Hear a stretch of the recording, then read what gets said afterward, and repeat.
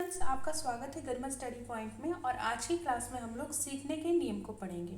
अर्थात जो थार्नडाइक ने 3 मुख्य सिद्धांत दिए हैं, तत्परता का नियम, अभ्यास का नियम और प्रभाव का नियम, इन तीनों सिद्धांतों को आज के वीडियो में हम देखेंगे। तो चलिए स्टार्ट करते हैं। सबसे पहले देखेंगे कि थार्नडाइक ने सीखने के सिद्धांत में 3 महत्वपूर्ण नियम तथा 5 सहायक नियमों का भी वर्णन किया है। इन्होंने 3 महत्वपूर्ण नियमों का इस प्रकार जो है वर्णन किया है, और 3 महत्वपूर्ण नियम जो है वो इस प्रकार है। कौन कौन से नियम है देखते हैं। सबसे पहले तत्परता का नियम, दूसरा है अभ्यास का नियम, तीसरा है प्रभाव का नियम। तो इन तीनों नियमों को आज जो है हम पढ़ेंगे। तो चलिए आगे देखते हैं। सबसे पहले जो है हम तत्परता के नियम को देखेंगे। तो सबसे पहले तत्परता के नियम की बात करें तो इसके अंतर्गत तत्परता का नियम यह बताता है कि सीखने वाले व्यक्ति किन किन परिस्थितियों में संतुष्ट रहते हैं और किन किन परिस्थितियों में उनमें खीज उत्पन्न होती है।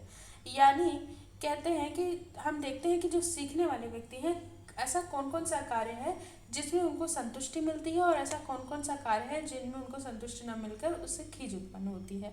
तो उन्होंने इस तरीके से 3 परिस्थितियाँ इसके अंतर्गत बताई। कौन कौन सी परिस्थितियाँ हैं, चलिए आइए देखते हैं। पहली कंडीशन जो बताई इन्होंने, पहली जो कंडीशन है उन्होंने बताया कि जब व्यक्ति किसी कार्य को करने के लिए क्या होता है, तत्पर रहता है, तो उस कार्य को करने के लिए कोई व्यक्ति तत्पर है और उस कार्य को करने दिया जाए तो उसमें जो है हमारा क्या उत्पन्न होता है, संतोष। ठीक है। और दूसरा कि जब व्यक्ति किसी कार्य को करने के लिए तत्पर रहे और उस कार्य को नहीं करने दिया जाए तो उसमें क्या उत्पन्न होगा, खीज। ठीक है, उसमें क्या उत्पन्न होगा, खीज उत्पन्न होगा। और तीसरी कंडीशन जो बताई इन्होंने कि जब व्यक्ति किसी कार्य को करने के लिए तत्पर नहीं रहता लेकिन उसे क्या हो कि बाध्य किया जाए उस कार्य को करने के लिए, तो भी उसमें क्या उत्पन्न होगी, खीज उत्पन्न होगी। यानी कि 2 कंडीशन में हमको क्या उत्पन्न हो रही है, खीज उत्पन्न हो रही है। ठीक है, बल्कि एक कंडीशन में क्या उत्पन्न हो रही है, संतोष उत्पन्न हो रहा है।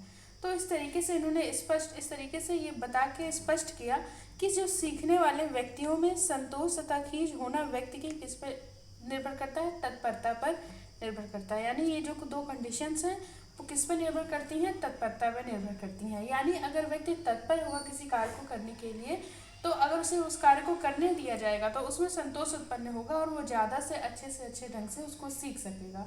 लेकिन वही अगर किसी कार्य को करने में किसी व्यक्ति को खीज उत्पन्न हो रही है तो वो उस कार्य को अच्छे से सीख नहीं पाएगा और उसको लंबे टाइम तक उसको याद भी नहीं रख पाएगा। ठीक है, तो इस तरीके से शैक्षिक दृष्टिकोण से भी हम देख लें तो इसमें जो शिक्षक है, अगर ये जो नियम है इसमें जो है शैक्षिक दृष्टिकोण ये रहेगा कि अगर कोई शिक्षक है तो वो बच्चों को अभिरुचि व अभिक्षमता का क्या करे, मापन कर ले। ठीक है, और उनकी तत्परता का इससे क्या हो जाएगा, सही ज्ञान हो सके, ताकि बच्चों का जो तत्परता है, किसके प्रति बच्चे तत्पर हैं, किस कार्य के प्रति बच्चे तत्पर हैं, इस चीज़ का ज्ञान टीचर को हो जाएगा अगर वो बच्चों की अभिक्षमता और अभिरुचि का मापन करेगा। आगे देखें तो दूसरे अगर शैक्षिक दृष्टिकोण की बात करें तो तत्परता के अनुरूप जो है उनको शिक्षण देना। यानी कि अगर बच्चों में देखा जाए कि बच्चे किस कार्य को लेकर तत्पर हैं, किस विषय को लेकर तत्पर हैं, किस पाठ को लेकर तत्पर हैं, और उसी के अनुरूप क्या है उनको शिक्षण देना चाहिए।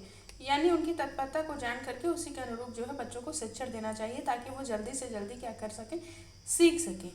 अध्यापन में उन विषय पर अधिक बल डालना चाहिए जिनकी ओर बालकों की तत्परता और रुझान अधिक हो। इससे क्या होगा, इससे होगा कि ऐसी परिस्थितियों में बालक में आत्मसंतोष अधिक होगा और वह विषय को ठीक ढंग से सीखकर लंबे समय तक उसे धारण किए रहेंगे। ठीक है, तो इसको इस तरीके से इस रिलेशन को देखिए, हम देखें पहले हमने देखा कि कोई भी व्यक्ति है उसमें संतोष और जो खींच है ये जो निर्भर करती है किस पर, व्यक्ति की तत्परता पर निर्भर करती है। ठीक है, किस पर निर्भर करती है, व्यक्ति की तत्परता पर। तो आई होप आपको तत्परता का नियम समझ में आया होगा कि अगर व्यक्ति में तत्परता किसी कार्य को करने में रहती है तो वो उस कार्य को जल्दी से जल्दी सीखता है और उसको लंबे समय तक जो है धारण भी किए रहता है, लंबे समय तक उसको जो है वो कार्य याद भी रहता है। आगे दूसरा नियम जो हमारा है वो है अभ्यास का नियम। ठीक है, दूसरा नियम जो है हम पढ़ेंगे अभ्यास का नियम। आपने सुना तो होगा, practice makes a man perfect. तो ये जो कहावत है बहुत ही फेमस है कि कोई भी चीज़ अगर आप अभ्यास के द्वारा करते हैं, अगर आप बार बार किसी कार्य को करते हैं तो वो आप उसमें क्या होते हैं, मास्टर हो जाते हैं। आप उसको कार्य को बहुत अच्छे तरीके से कर सकते हैं। तो इस नियम में यही कहा गया है कि अभ्यास से व्यक्ति क्या होती है, अभ्यास से व्यक्ति में पूर्णता आती है, यानी practice makes a man perfect. आगे देखिए तो अभ्यास का जो ये नियम है वो क्या बताता है कि अभ्यास करने से जो उद्दीपन तथा अनुक्रिया का संबंध क्या हो जाता है, मजबूत हो जाता है। अब पिछली क्लास में हम लोग ने उद्दीपन तथा अनुक्रिया को पढ़ा था। उद्दीपन का तात्पर्य कोई समस्या था, उसके प्रति हम कई अनुक्रिया कर रहे थे, और जब सही अनुक्रिया हमको प्राप्त हो जा रही थी तो उसी के मध्य जो संबंध था उसको थॉर्नडाइक ने सीखना कह दिया था। तो इन्हें ये बताया कि अगर कोई चीज़ हम किसी कार्य को बार बार करते हैं, अभ्यास करते हैं उसका, तो उससे हम जो उद्दीपन है और जो अनुक्रिया है उन दोनों के मध्य क्या हो जाता है, संबंध बहुत ही मजबूत हो जाता है। और अभ्यास रोक देने से क्या हो जाएगा, वो संबंध कमजोर पड़ जाएगा और उसका विस्मरण हो जाएगा। आप अपने जनरल रूटीन में देखेंगे कि आप जब कभी भी कुछ पढ़ते हैं तो उसको पढ़ के आप समझ लेते हैं, लेकिन अगर वहीं बार बार अगर पढ़ते रहते हैं उसी चीज़ को तो आपके दिमाग में वो बैठ जाता है। तो आपको बार बार बुक खोलने की ज़रूरत नहीं पड़ती, बार बार रिकॉल करने की ज़रूरत नहीं पड़ती। अगर आप कंटिन्यूस उसका पढ़ रहे हैं, रेगुलर हर एक हफ्ते पे आप उसको रिवीजन कर रहे हैं, वहीं अगर आप उसको रिवीजन करना छोड़ दीजिए, 1 महीने 2 महीने तक अगर आप उसको अभ्यास में नहीं ले आते तो आप खुद देखेंगे कि आपको वो चीज़ें याद नहीं रहेंगी, आपको किताब खोलना पड़ेगा उसके लिए।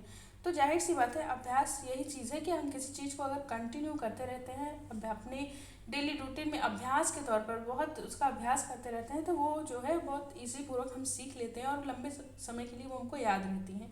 लेकिन अगर वही हम अभ्यास छोड़ देते हैं किसी काम को तो धीरे धीरे क्या होता है कि वो हम उसको भूल जाते हैं। आगे देखें, अगर देखिए इसको अगर इस तरीके से देखें फॉर एग्जाम्पल के तौर पे, तो कोई पार्ट है अगर हम उसको बार बार देखें, दोहराते हैं और सीख जाते हैं, तो इसका सीख जाते हैं, तो इससे जो है थॉर्नडाइक ने जो बोला है वो उपयोग का नियम बोला है। क्या बोला है, इसको जो है उपयोग का नियम बोला है। ठीक है, इसको क्या बोला है, उपयोग का नियम। यदि हम किसी पाठ को बार बार दोहराते हैं और सीख जाते हैं, वहीं अगर किसी पाठ को हम बार बार दोहराना बंद कर दें, अगर वहीं किसी चीज़ को हम क्या करें, किसी पाठ को दोहराना बंद कर दें, ठीक है, तो क्या होगा, इससे हम उस पाठ को भूल जाएंगे। और क्या होगा कि इसे ही थॉर्नडाइक ने अनुप्रयोग नियम कहा है। इसे थॉर्नडाइक ने क्या कहा है, अनुप्रयोग का नियम। आगे देखें तो देखिए इसका जो रिलेशन था, हमने बताया कि जो अभ्यास से जो नियम होता है, अगर किसी चीज़ को हम अभ्यास बार बार करते हैं, किसी कार्य का या पाठ का, जो भी चीज़ हम सीखना चाह रहे हैं उसका अगर हम अभ्यास सीख चुके हैं और उसका अभ्यास बार बार करते हैं, तो जो उद्दीपन है और अनुक्रिया के मध्य जो संबंध है वो क्या होता है, मजबूत होता है। वहीं अगर अभ्यास करना बंद कर दें तो इन दोनों के मध्य जो संबंध है वो क्या हो जाएगा, कमजोर पड़ जाएगा। आगे तीसरा भी जो नियम है वो है हमारा प्रभाव का नियम। ठीक है, तीसरा नियम हमारा प्रभाव का नियम है। इसके अंतर्गत हम देखेंगे तो व्यक्ति कार्य को सीखता है किसके आधार पर, प्रभाव के आधार पर, यानी उस कार्य से हम पे क्या प्रभाव पड़ रहा है। ठीक है, इसको देखा जाएगा, यानी जो सीखना है वो प्रभाव के आधार पर होता है। जैसे फॉर एग्जाम्पल हम देखते हैं कि हम किसी कार्य को क्या कर रहे हैं, करते हैं, उसके बाद या तो हमको उस कार्य से संतोष मिलता है, या तो हम उस कार्य को सीख लेते हैं, या फिर हमें उनको उस कार्य को करने से खींच उत्पन्न होती है। तो 2 कंडीशंस बनती हैं। अगर कार्य को हम सीख लेते हैं, ठीक है, तो हमें क्या हो जाएगा, संतोष उत्पन्न होगा। वहीं अगर कार्य को और खींच उत्पन्न होगी तो हम क्या करेंगे, कार्य को दोहराना नहीं चाहेंगे और धीरे धीरे क्या हो जाएगा, भूल जाएंगे। ठीक है, इस तरीके से जो है किसी भी कार्य को करने के बाद उसका क्या प्रभाव रहता है, इसको देखना बहुत जरूरी है। इस नियम में यही बताया गया है किसी कार्य को करने से हम पर क्या प्रभाव पड़ रहा है, कि हम उसमें उस कार्य को करने से संतोष प्राप्त कर रहे हैं या खींच प्राप्त कर रहे हैं, और इसके आधार पर ही हम उस कार्य को सीख पा रहे हैं। यानी अगर हमको संतोष मिल रहा है तो हम उस कार्य को बहुत ईजी पूर्वक सीख ले रहे हैं, वही अगर खींच उत्पन्न हो रही है तो हम उस कार्य को दोहराना नहीं चाह रहे हैं और हम भूल जा रहे हैं। ठीक है, तो यही चीज़ उन्होंने बताया। कार्य करने के बाद 2 कंडीशंस बनती हैं। पहली एक है कि जिसमें हमको या तो पुरस्कार मिलता है या तो हमको दंड मिलता है। अगर हमको पुरस्कार मिलता है तो हम क्या होते हैं, मोटिवेट होते हैं। ठीक है, अगर हमको पुरस्कार मिलता है तो हम क्या होते हैं, मोटिवेट होते हैं, और पुरस्कार मिलने से जहाँ तक है सेटिस्फैक्शन भी ज़्यादा आता है। लेकिन वही अगर हमको दंड मिलता है तो हम उसमें क्या हो जाता है, खींच उत्पन्न होता है। तो इस तरीके से दो कंडीशंस में इन्होंने प्रभाव के नियम को एक्सप्लेन किया है।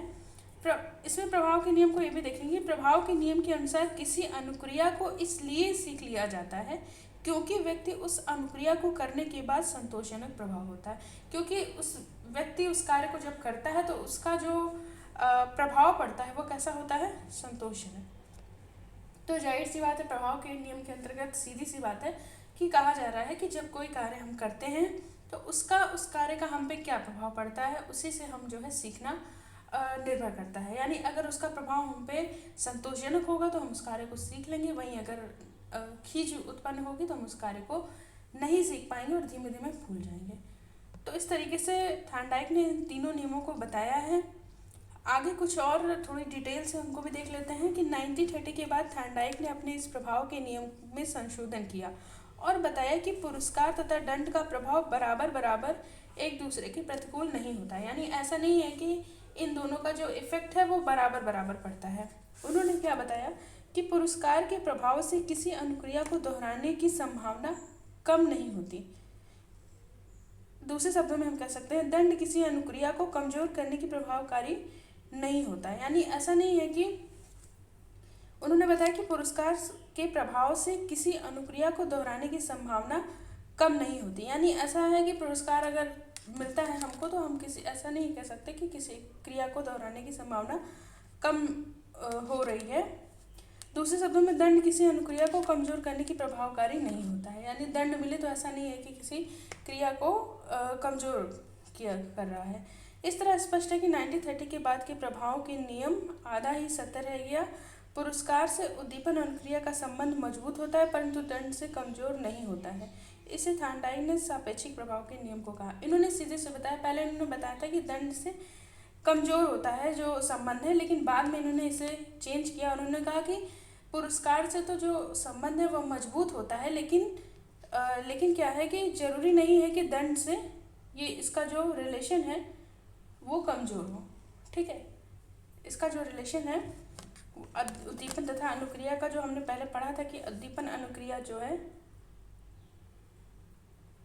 उद्दीपन और अनुक्रिया, ठीक है, इन दोनों के मध्य हमने क्या कहा, पुरस्कार से, इन्होंने कहा था पहले कि जो पुरस्कार से इन दोनों के मध्य जो संबंध है वो मजबूत होगा जबकि दंड से कमजोर पड़ेगा। लेकिन बाद में इन्होंने संशोधन किया और कहा कि ऐसा नहीं है कि पुरस्कार से इन दोनों के मध्य अनुक्रिया के मध्य संबंध जो है कमजोर तो नहीं पड़ेगा, लेकिन मतलब कि कमजोर नहीं पड़ेगा, बल्कि इससे क्या होगा, इनका संबंध मजबूत होगा। लेकिन दंड से भी उद्दीपन अनुक्रिया के मध्य जो संबंध है वो कमजोर नहीं पड़ेगा। ऐसा इन्होंने बताया अपने दोबारा जो है इन्होंने संशोधन किया। तो आई होप आपको ये लेक्चर पसंद आया होगा। तो मिलते हैं। यहाँ थॉर्नडाइक की जो थ्योरी है वो पूरी हो गई, मतलब कंप्लीट हो गई। हमने पिछली क्लास में भी थॉर्नडाइक की थ्योरी बताई थी, इसमें जो है इन तीनों नियमों को एक्सप्लेन किया है। आई होप आपको ये वीडियो समझ में आई होगी। आशा करती हूँ कि आपको ये वीडियो अच्छी लगी हो। अगर आपको मेरी वीडियो अच्छी लगती है प्लीज़ लाइक शेयर सब्सक्राइब जरूर करें। मिलते हैं अगली वीडियो में। Thank you friends.